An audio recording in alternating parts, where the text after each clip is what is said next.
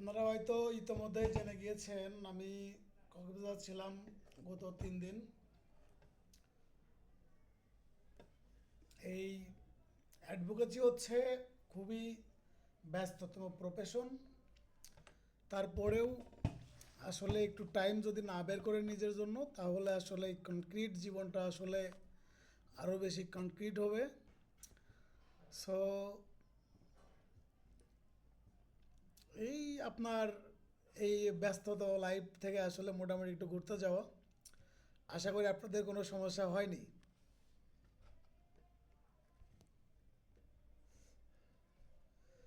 আর আপনাদের যে পরীক্ষা, এই শিডিউলটা যে পিছাবে এগুলো আমরা অনেক আগে থেকেই জানি, বুঝছেন। সো এগুলো নিয়ে আপনাদের ওয়ারিড হওয়ার কোনো কিছু ছিল না মনে করি। হ্যাঁ, আমরা তো অডিট হই নাই। ভাই, পরীক্ষা কবে নাগাদ হইতে পারে? পরীক্ষা 25 সালে হবে না, এটা শিওর ধরে রাখেন।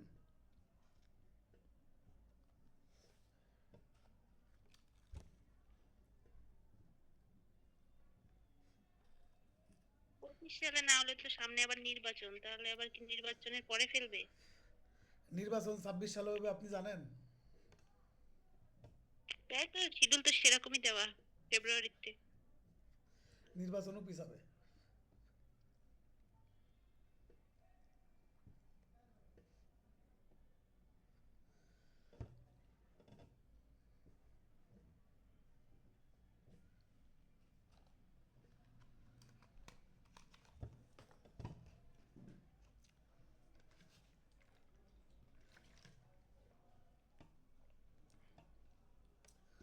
বাংলাদেশের মেট্রো রেল ছাড়া আর কোনো কিছু টাইম শিডিউল আসলে অ্যাকুরেটলি আসলে পালন হয় না, বুঝছেন।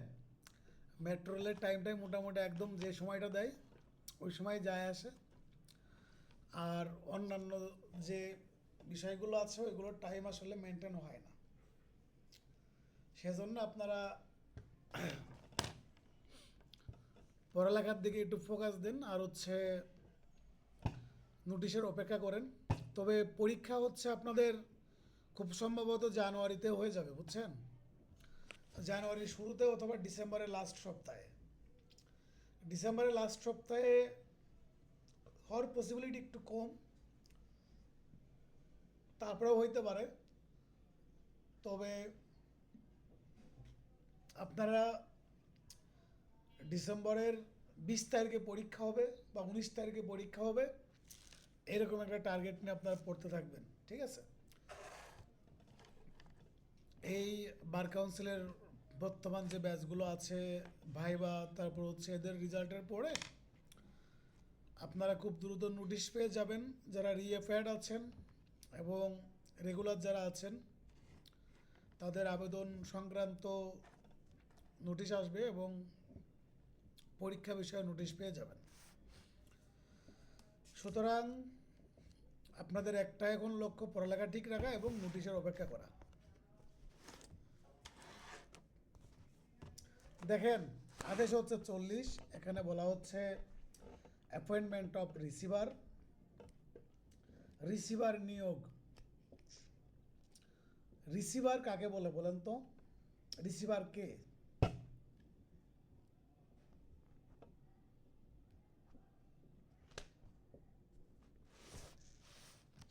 তত্ত্বাবধায়ক, মানে সম্পত্তি, মানে তত্ত্বাবধানের জন্য যাকে দায়িত্ব দেওয়া হয়। হ্যাঁ, আর কেউ? রিসিভার শব্দের অর্থ বার্তাবাহক, তাই না? হ্যাঁ, আর?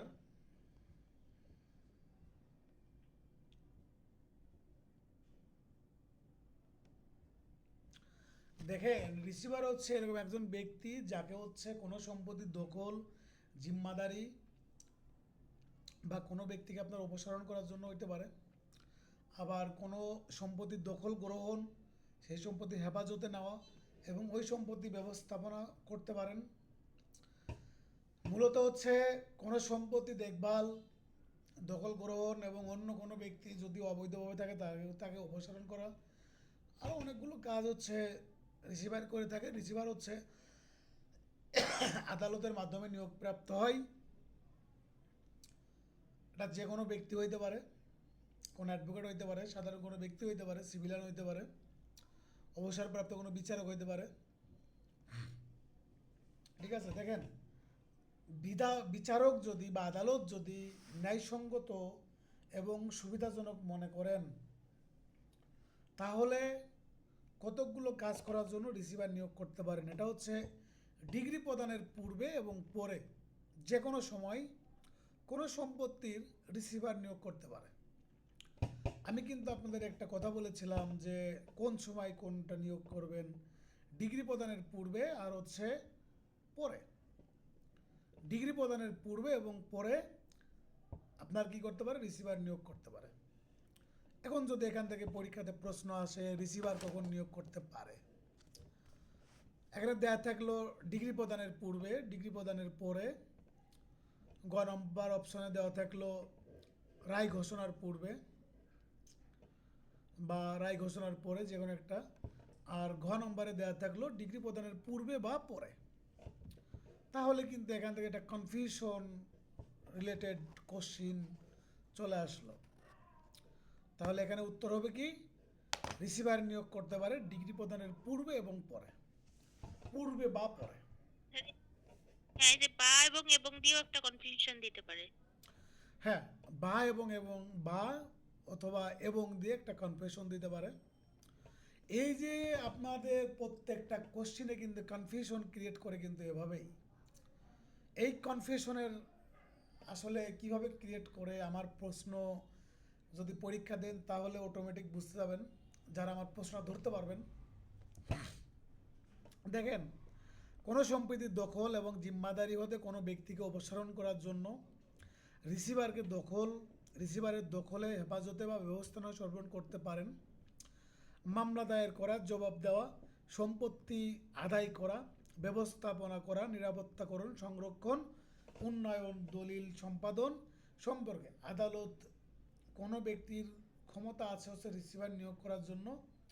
ঠিক আছে, এই সব ক্ষমতাগুলো রিসিভারকে দিতে পারেন।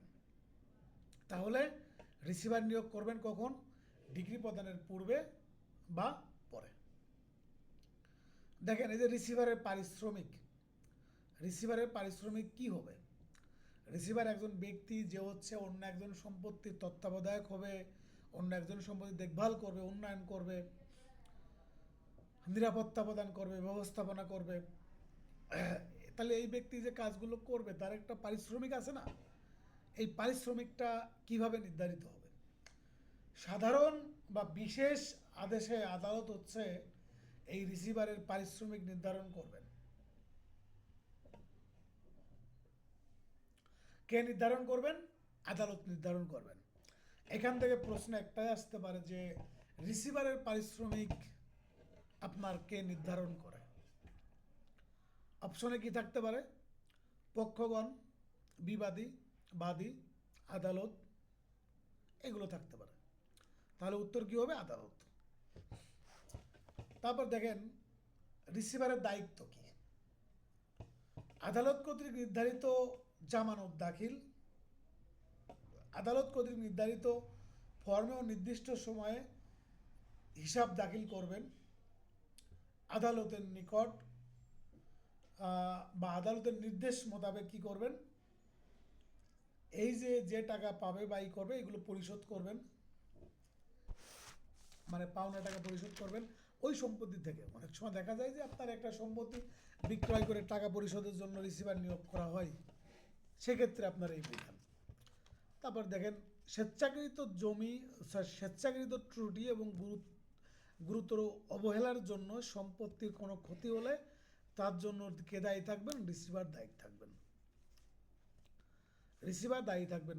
তাহলে স্বেচ্ছাকৃত ত্রুটি, রিসিভার যদি আপনার ইচ্ছাকৃতভাবে যদি কোনো ভুল করে এবং তার যদি দায়িত্বে যদি গুরুত্বপূর্ণ কোনো অবহেলা থাকে, তাহলে ওই সম্পত্তির যদি কোনো ক্ষতি হয় তাহলে তার জন্য দায়ী থাকবেন কে? রিসিভার। এখন কথা হচ্ছে যে আপনার এই যে স্বেচ্ছাকৃতভাবে ত্রুটি এবং গুরুতর অবহেলা যদি না থাকে, সেক্ষেত্রে রিসিভার কিন্তু দায়ী হবে না। একটা সম্পত্তি আছে, এই সম্পত্তি অ্যাক্ট অফ গডের কারণে যদি কোনো নষ্ট হয়ে যায়, ক্ষতি হয়ে যায়, তাহলে সেটার দায়ভার রিসিভার নিবে না। এখন পরীক্ষাতে যদি প্রশ্ন আসে কোনো সম্পত্তি যদি ক্ষতি সাধন হয়, রিসিভার আপনার বহাল থাকাকালীন, সেক্ষেত্রে তার দায়ভার কি রিসিভার নেবে কিনা? তাহলে এই প্রশ্নের উত্তর কি করবেন? এক লাইনেও হইতে পারে, দুই লাইনেও হইতে পারে, দুইটা পাঠ করে উত্তর করতে পারেন, একটা পাঠ করে উত্তর করতে পারেন। আপনারা উত্তর করতে পারেন কিভাবে? যে যদি রিসিভারের স্বেচ্ছাকৃত কোনো ত্রুটি থাকে বা তার কার্যে যদি গুরুতর কোনো অবহেলা থাকে, তাহলে ওই সম্পত্তির যদি কোনো ক্ষতি হয় তাহলে রিসিভার কি হবে? দায়ী হবে। এইটুকু বলার পরে তারপরে বলবেন যে অন্যান্য ক্ষেত্রে বা অন্যান্য বিষয়ে ওই সম্পত্তির যদি কোনো ক্ষতি হয় তাহলে রিসিভার দায়ী হবে না। ঠিক আছে, এটা হচ্ছে প্রশ্ন। তারপরে চলে যাবো হচ্ছে রিসিভারকে দায়িত্ব পালনে বাধ্য করা। রিসিভার দায়িত্ব পালনে ব্যর্থ হলে আদালত তার সম্পত্তি ক্রয় করতে পারবেন, সম্পত্তি নিলামে বিক্রয়ের নির্দেশ দিতে পারবেন, বিক্রয়ের টাকা ক্ষতিপূরণ প্রদানে ব্যবহার করতে পারবেন, অবশিষ্ট টাকা রিসিভারকে প্রদান করতে হবে। এখানে ধরেন যে সুমনকে হচ্ছে কি নিয়োগ করা হয়েছে? একজন রিসিভার নিয়োগ করা হয়েছে। সে তার দায়িত্ব অবহেলা করেছে এবং তার গুরুত্বপূর্ণ ভুল আছে, ত্রুটি আছে। এই কারণে কোনো সম্পত্তি যদি ক্ষতিগ্রস্ত হয় বা ক্ষতি হয়, তাহলে রিসিভারের ব্যক্তিগত যে ইন্ডিভিজুয়াল যে প্রপার্টি আছে, এই ইন্ডিভিজুয়াল প্রপার্টি কী করতে পারবেন? বিচারক কী করতে পারবেন? ক্রয় করে নিতে পারবেন, পরবর্তীতে বিক্রয় করতে পারবেন এবং যে টাকা ওইখান থেকে আসবে ওই টাকা হচ্ছে ক্ষতিপূরণ বাবদ প্রদান করবেন এবং বাকি টাকা হচ্ছে রিসিভারকে ফেরত প্রদান করবেন। তাহলে রিসিভার হওয়াটাও কিন্তু এক প্রকার রিস্ক। আপনি রিসিভার হইলেন, দায়িত্ব অবহেলা করলেন, আপনি স্বেচ্ছায় হচ্ছে গুরুত্বপূর্ণ কি করলেন? ত্রুটি করলেন, তাহলে কিন্তু এর দায়ভার আপনাকে নিতে হবে। কোর্ট কাচারি, আইন এগুলো তামাশার জায়গা না। এগুলোকে আপনি সিম্পলভাবে নিতে পারবেন না। একটা আইন, একটা আদালতের পদ্ধতি, আপনি বারবার করে যাচ্ছেন, আপনি প্র্যাকটিস করতেছেন, অনেক কিছু আপনি ইজিলি করে ফেলাচ্ছেন, কিন্তু এই বিষয়গুলো হচ্ছে কিন্তু এত ইজি না। আমরা আমাদের প্রফেশনকে আমরা সহজ করে ফেলেছি, আমরা অ্যাডভোকেসিকে সস্তা বানিয়ে ফেলেছি, কিন্তু এই বিষয়গুলো হচ্ছে এত ইজি না। এই বিষয়গুলো খুবই আপনার গুরুত্বপূর্ণ এবং আইনের যে বিষয়গুলো আছে এই বিষয়গুলো খুবই কনফিডেন্সিয়াল। সুতরাং আপনারা যখন আইনজীবী হবেন, আপনারা পেশাগত মর্যাদা রক্ষা করবেন, অ্যাডভোকেসির যে একটা সম্মান আছে সম্মানটা রক্ষা করবেন, আপনারা প্র্যাকটিসের যে নিয়ম আছে প্রপার, সে নিয়মগুলো ফলো করবেন। হ্যাঁ, তাহলে আমরা বলছিলাম যে রিসিভারের যে দায়িত্ব, সে যদি দায়িত্ব পালনে যদি ব্যর্থ হয়, তাহলে আপনার কিন্তু তার এই দায়ভার নিতে হবে। এখানে তার যে সম্পত্তি আছে সেটা ক্রয় হবে, বিক্রয় হবে, পরবর্তীতে ওই টাকার যে পরিমাণ ক্ষতি হবে সেটা তার সম্পত্তি থেকে নেওয়া হবে। তারপর দেখেন, যখন কালেক্টরকে রিসিভার নিয়োগ করা যায়, বিধি হচ্ছে 5। বিধি হচ্ছে 5। কালেক্টর, কালেক্টর কারা? নির্বাহী ম্যাজিস্ট্রেট যারা, যারা নির্বাহী ম্যাজিস্ট্রেট তাদেরকে বলা হয় কালেক্টর। দেখেন, সরকারের রাজস্ব প্রদানকৃত জমিতে বা ভূমিতে কালেক্টরকে কি করতে পারবেন? আপনার রিসিভার হিসাবে নিয়োগ করতে পারবেন, রিসিভার হিসাবে নিয়োগ করতে পারবেন। তাহলে এই যে বিধি হচ্ছে 5, এখানে হচ্ছে আপনারা এক লাইনের একটা প্রশ্ন যে সরকারি রাজস্ব প্রদানকৃত ভূমিতে রিসিভার হবে কে? উত্তর কি দিবেন? কালেক্টর। এখানে অপশনে থাকতে পারে ডিস্ট্রিক্ট ম্যাজিস্ট্রেট, জেলা ম্যাজিস্ট্রেট, আর হচ্ছে আপনার জেলা জজ, দায়রা জজ বা সহকারী জজ বা অন্য কোনো ব্যক্তির কথা উল্লেখ করলো। এখানে যেহেতু স্পেসিফিকভাবে আপনার বলা আছে যে সরকারের রাজস্ব প্রদানকৃত ভূমিতে কালেক্টরকে রিসিভার হিসাবে নিয়োগ প্রদান করতে পারে, ঠিক আছে? এটা হচ্ছে শুধুমাত্র এক লাইনের একটা পড়া, কিন্তু গুরুত্বপূর্ণ। স্যার, এই সরকারি রাজস্ব প্রদানকারী সম্পত্তি বলতে কি বুঝি, এটা একটু যদি একটু বোঝাই দিতেন। কোন সম্পত্তিগুলোকে বোঝানো হয়? মানে ব্যক্তিগত যেসব সম্পত্তি ট্যাক্স দেওয়া হয় সেইগুলা, নাকি মানে সরকারের নিজস্ব সম্পত্তিগুলা? এটা হচ্ছে আপনারা যে সম্পত্তিতে বসবাস করেন। দেখেন, সরকারের রাজস্ব প্রদানকৃত সম্পত্তি, আপনারা সরকারের ট্যাক্স দেন না? ট্যাক্সের পরিমাণ কিন্তু এখন বেড়ে গেছে, আগে কম ছিল, এখন কিন্তু বেড়ে গেছে। আপনারা যে ট্যাক্স দেন, এই ট্যাক্স হচ্ছে সরকারের রাজস্ব প্রদানকৃত ভূমি। সেটা আপনার বসত বাড়ি হইতে পারে, সেটা আপনার কৃষি জমি হইতে পারে, নালা জমি হইতে পারে, বিভিন্ন রকমের প্রপার্টি হইতে পারে, ঠিক আছে?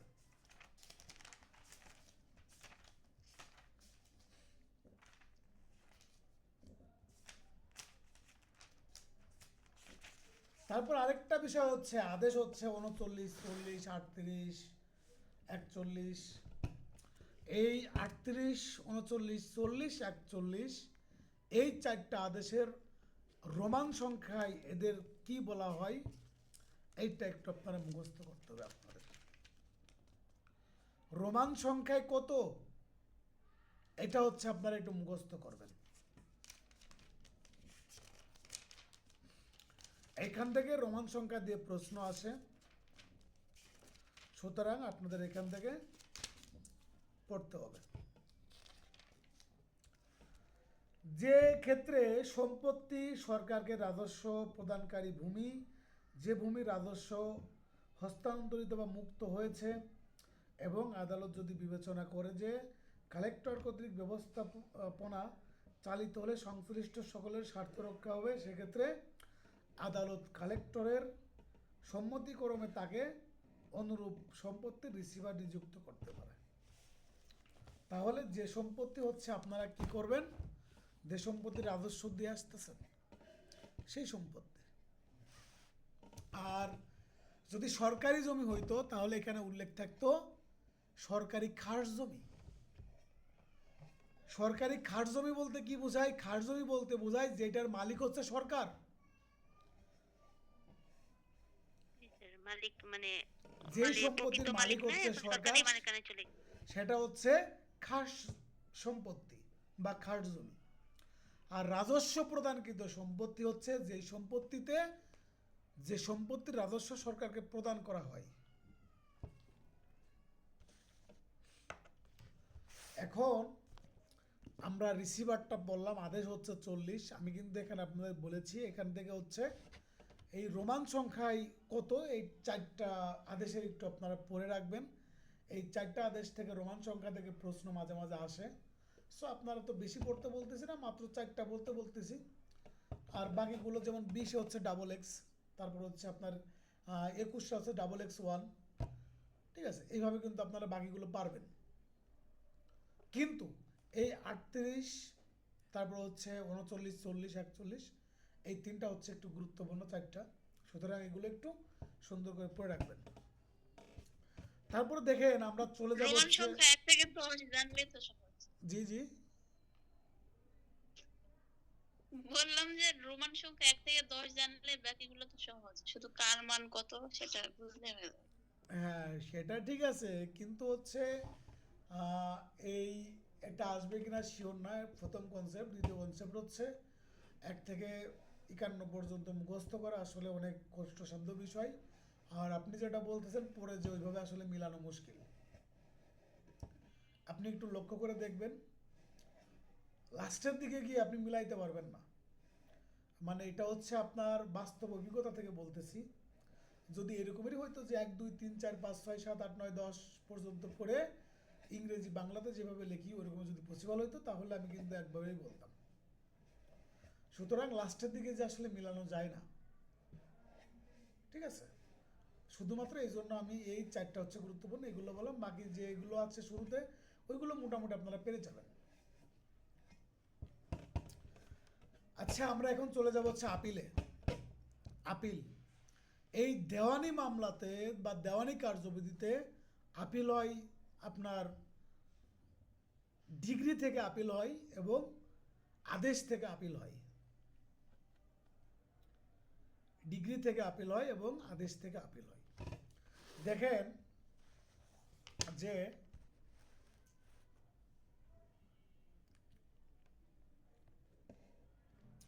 ধারা হচ্ছে 96, এখানে যাবেন মূল ডিগ্রির বিরুদ্ধে আপিল। এই ধারা হচ্ছে 96, 3 স্টার দিয়ে লাগবেন। যতগুলো উপবিধি আছে প্রত্যেকটাই হচ্ছে গুরুত্বপূর্ণ এবং একদম মুখস্থ করতে হবে আপনাদের। এই আপনার ধারা হচ্ছে 96 যাওয়ার আগে আমি আরেকটু আলোচনা করি। দেখেন আপিলটা কি, আপিলটা হচ্ছে যে আপনি একজন মামলার বাদী বা বিবাদী, নিম্ন আদালতের আদেশের আপনি কি হয়েছেন, নিম্ন আদালতের আদেশে আপনি সংক্ষুব্ধ হয়েছেন, সংক্ষুব্ধ হয়েছেন। আপনি সংক্ষুব্ধ হওয়ার পরে আপনি কি করলেন, এই নিম্ন আদালতের আদেশের বিরুদ্ধে আপনি উচ্চ আদালতে আপিল দায়ের করলেন। এখানে আপনার আইনগত ত্রুটি হইতে পারে, ন্যায় বিচার ব্যর্থ হইতে পারে, বা অন্যান্য আইনগত প্রশ্নে এবং ঘটনাগত প্রশ্নে আপনি কি করতে পারবেন, আপিল দায়ের করতে পারবেন। এখন কথা হচ্ছে আপিল করতে পারবে কে, আপিল করতে পারবে কে? আপিল করতে পারবে হচ্ছে মামলার কোনো পক্ষ বা প্রতিনিধি, মামলার বিষয়বস্তুর বা মামলার বিষয়বস্তুতে যার স্বার্থ আছে বা স্বার্থ সংশ্লিষ্ট কোনো ব্যক্তি, যে ব্যক্তি ক্ষতিগ্রস্ত হয়েছে এই আদেশে, যে ব্যক্তি ক্ষতিগ্রস্ত হয়েছে। তারপরে দেখেন এই যে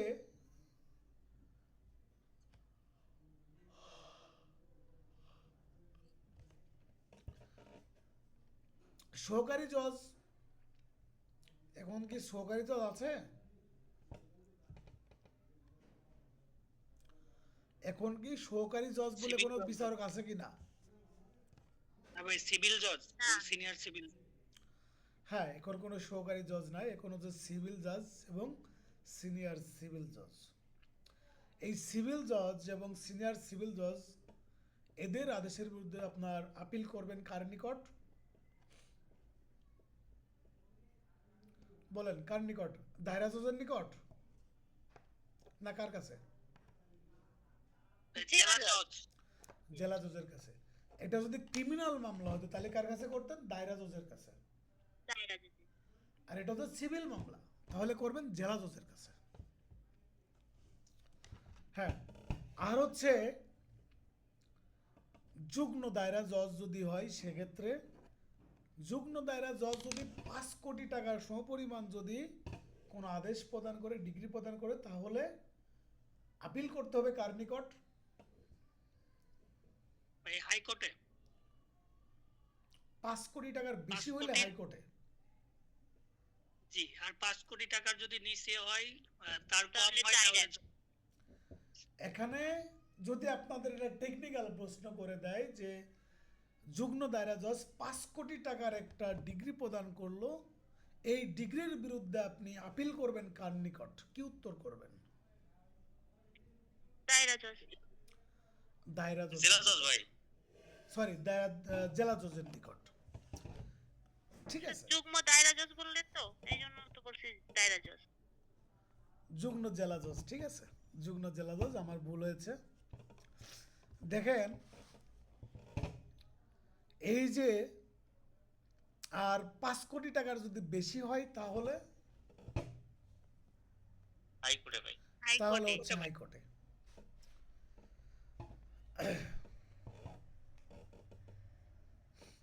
হাইকোর্টে আপিল করতে হবে হ্যাঁ, 90 আপিল- দিনের মধ্যে। হাইকোর্টে কি আপিল করা হয় না আপিলের ডিভিশনের? বুঝি নাই। হ্যাঁ, হাইকোর্ট আমরা কি হাইকোর্টে আপিল করি নাকি হাইকোর্ট এবং আপিল ডিভিশন? তাহলে আপিল ডিভিশনের আপিল করা হয় না? Just a minute, I give an answer. Two High Court Division. kinds of Supreme Court of Bangladesh, that's Appellate Division and High Court Division.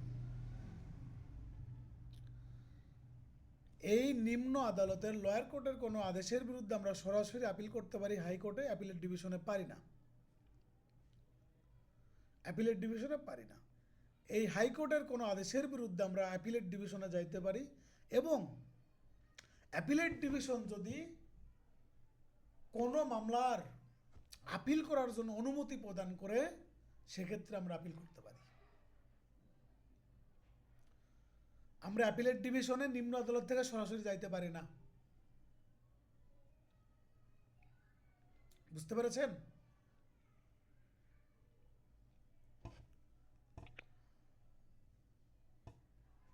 আমরা সরাসরি নিম্ন আদালত থেকে অ্যাপিলেট ডিভিশনে যাইতে পারি না। বাংলাদেশ সর্বোচ্চ আদালত কোনটা? Supreme court.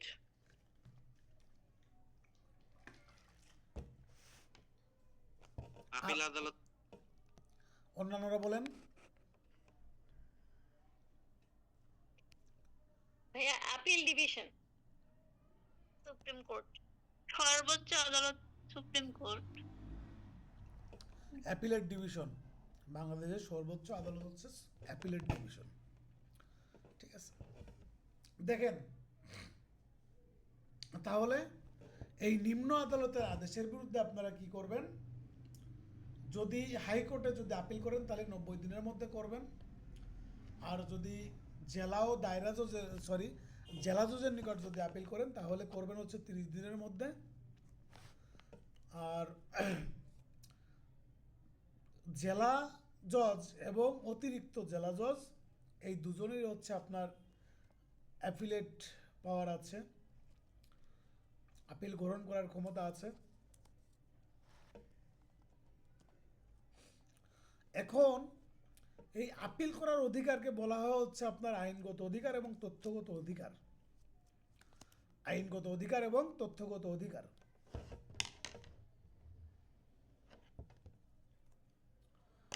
তারপরে চলে যাব হচ্ছে আমরা সাধারণ যে আলোচনা করলাম, এরপরে আমরা ধারা হচ্ছে 96 চলে যাব।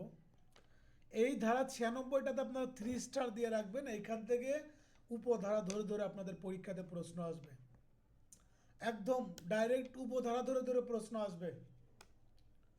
খুব বেশি ধারা থেকে উপধারা ধরে ধরে প্রশ্ন আসে না, এবং অন্যান্য ধারা থেকেও প্রশ্ন আসবে না। কিন্তু আমি যে যে ধারাগুলো আপনাদের বলেছি হাতে গোনা কয়েকটা, এই ধারাগুলো থেকে আপনার উপধারা উল্লেখ করে করে প্রশ্ন আসবে। তার মানে এই না আপনারা অন্যান্য ধারাগুলো উপধারা ধরে ধরে পড়বেন। আমি যেগুলো বলেছি এগুলো পড়েন। দেখেন, মূল ডিগ্রির বিরুদ্ধে আপিল, মূল ডিগ্রির বিরুদ্ধে আপিল। এই ধারা হচ্ছে 96, বিধি হচ্ছে উপধারা হচ্ছে 1, আদি এখতিয়ার প্রয়োগকারী আদালত কর্তৃক প্রদত্ত প্রত্যেক ডিগ্রি হতে আপিল শ্রবণের ক্ষমতা সম্পন্ন আদালতে আপিল দায়ের করা যাবে। তাহলে মূল আদি এখতিয়ার প্রয়োগকৃত কোনো আদালত কর্তৃক যদি কোনো ডিগ্রি প্রদান করে, তাহলে সে আদেশের বিরুদ্ধে হচ্ছে কি করা যাবে, আপিল দায়ের করা যাবে। এখানে দুইটা বিষয় মনে রাখবেন, একটা হচ্ছে মূল এখতিয়ার বা আদি এখতিয়ার প্রয়োগকারী আদালত। আদি এখতিয়ার প্রয়োগকারী আদালত বলতে কি বুঝেন বলেন তো কেউ? এনিওয়ান?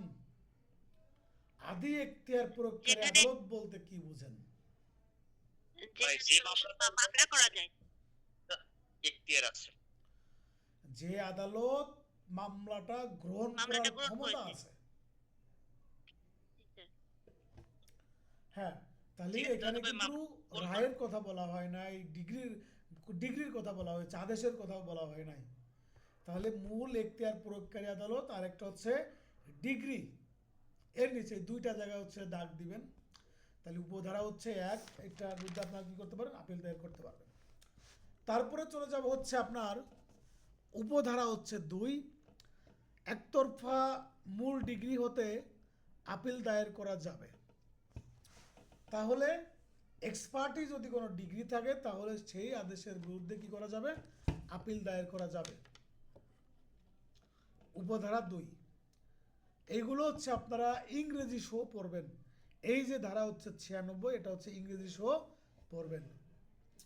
তারপর দেখেন উপধারা হচ্ছে 3, পক্ষগণের সম্মতিতে আদালত কোনো ডিগ্রি প্রদান করে থাকলে তা হতে কোনো আপিল চলবে না। তা হতে কোনো আপিল চলবে না।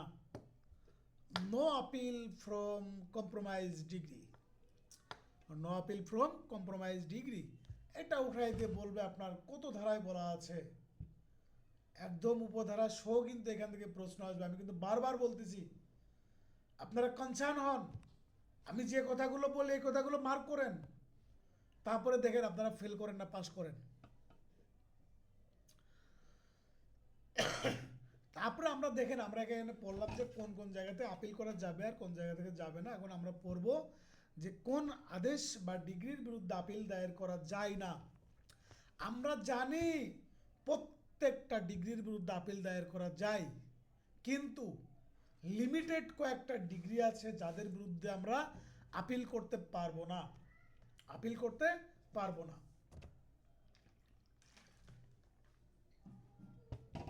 তাহলে এগুলো আপনারা মুখস্থ করবেন। কোনগুলো মুখস্থ করবেন? যে যে ডিগ্রির বিরুদ্ধে আপনার আপিল করা যায় না, এইটা মুখস্থ করে দুনিয়াতে যত ডিগ্রি আছে সবগুলোর বিরুদ্ধে আপিল দায়ের করা যায়, এইভাবে পড়বেন। তাহলে আমি যে আপনাদের উপধারা 3টা উপধারা পড়াইলাম, যে মূল এখতিয়ার সম্পন্ন আদালত কর্তৃক প্রদত্ত ডিগ্রির বিরুদ্ধে আপিল দায়ের করা যাবে, একতরফা মূল ডিগ্রির বিরুদ্ধে আপিল দায়ের করা যাবে, কম্প্রোমাইজ ডিগ্রি হলে আপিল দায়ের করা যাবে না। তারপরে গিয়ে আমি বলবো যে আপনার কোন কোন ডিগ্রির বিরুদ্ধে আপিল দায়ের করা যায় না, একটা লিস্ট দিয়ে দিব। দেখেন, এসআর অ্যাক্টের সুনির্দিষ্ট প্রতিকারের 9 ধারার অধীন যদি কোনো ডিগ্রি প্রদান করে, তার বিরুদ্ধে আপিল দায়ের করা যায় না। ধারা 96(3) কম্প্রোমাইজ ডিগ্রি, এর বিরুদ্ধে কোনো আপনার আপিল দায়ের করা যায় না। আদেশ হচ্ছে 23, বিধি হচ্ছে 3। স্মল কজেস কোর্ট কর্তৃক প্রদত্ত কোনো ডিগ্রির বিরুদ্ধে আপিল দায়ের করা যায় না। আপিল শুনানি শেষে আপিল আদালত কোনো ডিগ্রি দিলে, আপিল আপনি একবার করেছেন, আপিল করার পরে অ্যাপিলেট কোর্ট যদি কোনো ডিগ্রি প্রদান করে, সেই ডিগ্রির বিরুদ্ধে আপনি কি করতে পারবেন না, আপিল দায়ের করতে পারবেন না। আপনারা একটা জিনিস মনে রাখবেন, দেওয়ানি কার্যবিধিতে দ্বিতীয় আপিলের কোনো বিধান নাই। ফৌজদারি কার্যবিধিতে দ্বিতীয় রিভিশনের কোনো বিধান নাই। রিভিশন নাই। ফৌজদারি কার্যবিধির দ্বিতীয় আপিল আছে, দেওয়ানি কার্যবিধির দ্বিতীয় রিভিশন আছে। একটু গোলায় যাচ্ছে তাই না? একটু সুন্দর করে সাইডে লিখবেন, দেওয়ানি কার্যবিধিতে দ্বিতীয় আপিলের কোনো বিধান নাই, আর ফৌজদারি কার্যবিধিতে দ্বিতীয় রিভিশনের কোনো বিধান নাই। দেওয়ানি কার্যবিধিতে দ্বিতীয় রিভিশনের বিধান আছে, ফৌজদারি কার্যবিধিতে দ্বিতীয় আপিলের বিধান আছে।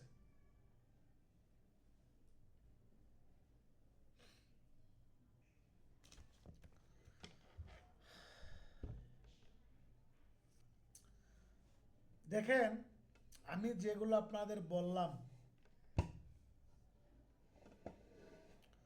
যে আপিল শুনানি শেষে আপিল আদালত যদি কোনো ডিগ্রি প্রদান করে তাহলে কি করা যাবে না, সে আদেশের বিরুদ্ধে আপিল আবার করা যাবে না, কিন্তু রিভিউ করা যাবে, রিভিশন করা যাবে। আবার আপিলে প্রদত্ত ডিগ্রির বিরুদ্ধে আপিল যদি না করা যায় কিন্তু রিভিশন করা যাবে এবং রিভিউ করা যাবে। একটা জিনিস মনে রাখবেন, যেখানে আপিল করা যায় না সেখানে রিভিশন করা যায়, সেখানে রিভিশন করা যায়। রিভিশনটাকে মূলত আইনগত কোনো ভুল বা ন্যায় বিচার ব্যর্থ হলে তখন রিভিশন করতে পারবেন। আচ্ছা, আমাদের আজকের ক্লাসটা হয়তো এখানেই সমাপ্ত হবে। আমি পরবর্তী ক্লাসে আবার আপিলের মূল কনসেপ্ট থেকে আমি শুরু করব, তারপরে গিয়ে আমি মোটামুটি পরবর্তী ক্লাসে আপিল এবং অন্যান্য যেগুলো আছে দেওয়ানি কার্যবিধি আশা করি শেষ হয়ে যাবে। আর আপনাদের পরীক্ষার শিডিউল আমি আজকে রাতে অথবা আগামীকাল দিয়ে দিব। আপনারা মনকে স্থির রাখেন, বার কাউন্সিলের কার্যক্রমকে আপনারা একটু অ্যাভয়েড করেন, আপনাদের পড়ালেখাকে আপনারা একটু ফোকাস দেন, ঠিক আছে? পড়ালেখাকে ফোকাস দেন, আর রিসেন্ট যে বার কাউন্সিলের যে কার্যক্রমগুলো আছে এগুলো একটু অ্যাভয়েড করেন। আমাদের সেশনটা হয়তো এখনই শেষ হয়ে যাবে। হ্যাঁ চান্স আছে সুমন বলো। ভাই, বলছি পরীক্ষা কি ডিসেম্বরের ভিতরে হওয়ার কোনো সম্ভাবনা আছে কি? হইলে পরেও ডিসেম্বরের লাস্ট সপ্তাহে হইতে পারে, আর এটার পসিবিলিটি একটু কম আছে, তারপরেও হইতে পারে, তবে খুব সম্ভবত জানুয়ারিতে যাবে পরীক্ষা। এটা হচ্ছে আমার পার্সোনাল অপিনিয়ন। আর আপনারা টার্গেট রাখবেন হচ্ছে ডিসেম্বরের 20 তারিখে পরীক্ষা হবে বা 19 তারিখে পরীক্ষা হবে, এইটা টার্গেটে আপনারা পড়বেন। আর কারো কোনো বক্তব্য আছে?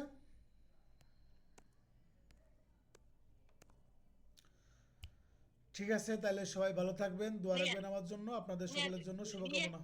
হ্যালো জি হ্যালো ভাইয়া, রিঅ্যাপিয়ারদের যে ফর্ম ফিল আপের ডেটটা, ওইটা নিয়ে তো কোনো কথাই ওঠে না। নোটিশ পেয়ে যাবেন, এই রেজাল্টটা দিক, রেজাল্ট দিলে পরে নোটিশ পেয়ে যাবেন। বর্তমান যে ঝামেলা চলতেছে, ঝামেলাটা মিটমাট হলে মোটামুটি রেজাল্ট পেয়ে যাবেন। ঠিক আছে, আল্লাহ হাফেজ, সবাই ভালো থাকবেন।